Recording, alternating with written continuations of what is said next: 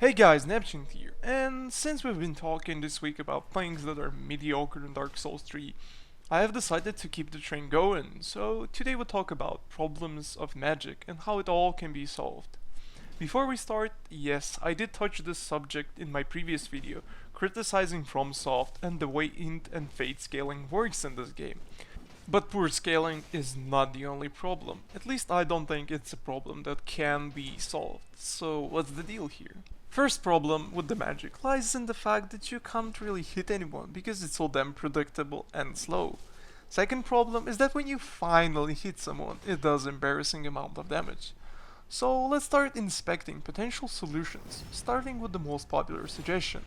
Suggestion to increase casting speed. Will it help? Not really. Since everyone in Dark Souls 3 has infinite stamina and you can't really punish Estus use, making spells faster will completely skew the balance, encouraging players to just spam projectile spells while staying at the distance and chugging Estus as soon as they run out of FP. And since you can't really punish Estus use, it leaves you without any reliable way to punish your opponent. But why do people really suggest increasing casting speed? I don't really know, because it has never been any different in any other Souls game. In Dark Souls 1, for example, you could punish every cast with a rollback step. But magic did work in Dark Souls 1. Why? The answer is damage. Magic in Dark Souls 1 became decent with the introduction of Darkbeat, projectile spell that is actually capable of doing serious damage. Introduction of high spell damage shifted the risk-reward ratio in favor of mages, as landing one full Darkbeat was enough to get definitive advantage in the battle. Yes, you could still punish Darkbeat with a rollback step, but if you miss, you take a lot of damage. This simple addition allowed skillful players to have another tool in their arsenal that worked against both low and high skilled players. Introduction of high damaging projectile spell allowed you as a mage to look for an opening, as it balanced the risk you take against the reward. So what is happening right now in Dark Souls 3? Well, in addition to the fact that you can't easily hit anyone and have to work with setups to land a shot, landing a crystal soul spear without any extra rings doesn't do as much damage as you hope it would do, rendering it kinda useless. Just the fact that you have to wear 50 rings in order to do any damage as a mage in Dark Souls 3, on top of the colossal investment you put into magic when building your character, it's just silly. Despite the fact that there are very few must-have rings in Dark Souls 3, taking away the ring slots from people that intend to use magic is just ridiculous. It handicaps every mage character even further. So what is the solution?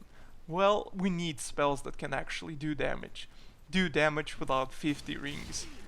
Can FromSoft deliver? I think they can. With the upcoming DLC, we know for a fact that we're getting new miracles and sorceries, and I hope there is something that is capable of doing decent damage. There is definitely some hope in here. The question here is, if it goes live, how will it be balanced? As I've said before, it is very hard to punish Estus in Dark Souls 3, and if FromSoft will provide high damage spell to mages that is poorly balanced, it will skew the risk-reward ratio and people will just start spamming it from the distance.